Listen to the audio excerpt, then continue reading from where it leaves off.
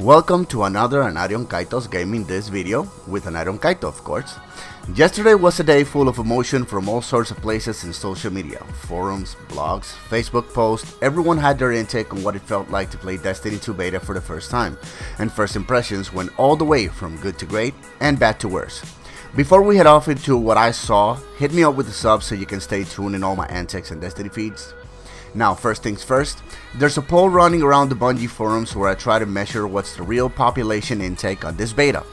The poll will be up and running all week until Sunday when the beta goes off, giving everyone the opportunity to pitch in their opinions as well as change their mind on the run if they feel inclined to do so.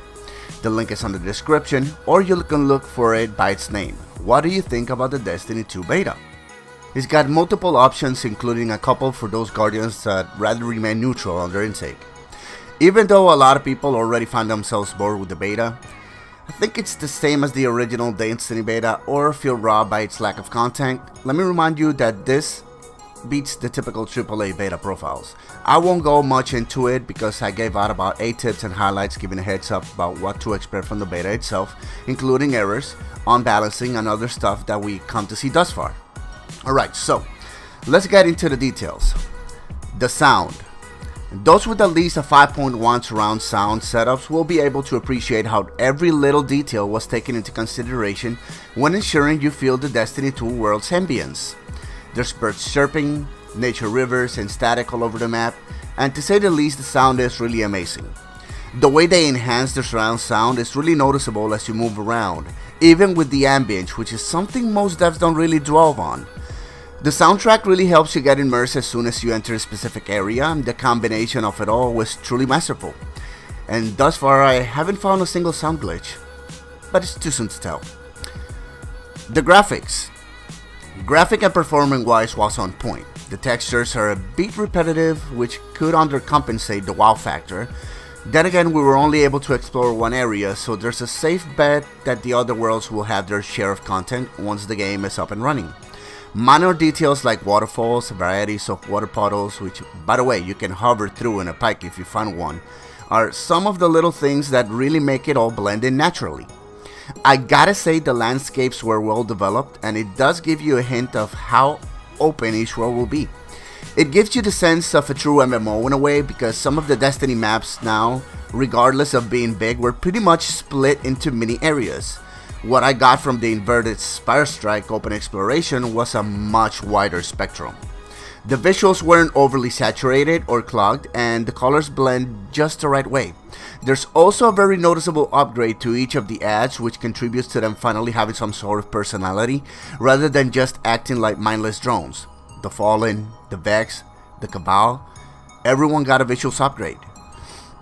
Now, the gameplay mechanics. The Guardians feel a little bulky, but after a while you get into the whole motion and it becomes easy to move them around. Rather than feel like a constant flow like we experience in Destiny, Destiny 2 Guardians give you the sense of actual moving the character. The punches feel heavy, the weapon mechanics feel like weapons, not like something out of a 90s game. You can feel they tweak with how jumps and movements go, but all in all, the combinations provided and the in-game AI make it more favorable to be on point at all times rather than just point and shoot. Each Guardian has its own unique personality now, and that is thanks to the movement changes. In depth, the subclasses have pretty much the same global perks as before, even with the Titan's Void subclass, the Sentinel, which has the same types of grenades and general attributes. I'll refrain from talking much about the subclasses until further into the beta. For now, I'm focusing on the gameplay mechanics and how the interactions feel. Special events in the open world are not marked yet, but they are already up and running for the most part, as I came across one or two while exploring the map.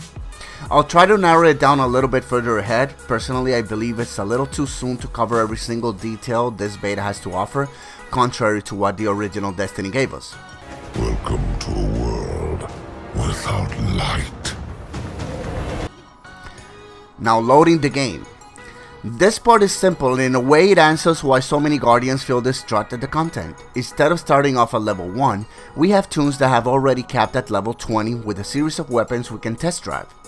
This pretty much took away the concept of leveling up to at least 15 like we did on Destiny 1, but it also allows you to feel Destiny 2 right off the bat. No delays.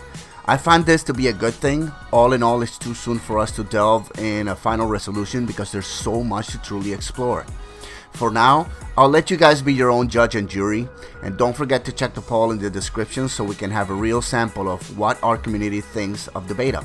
No need to rush it. You can go now and choose a response, then come back later during the week and update it to a more firm opinion. Open discussion has already started, so don't shy it out. Leave a comment there too and shed some light on what you think. Don't forget to leave a sub to stay tuned with more information and gameplays from Destiny and the upcoming Destiny 2.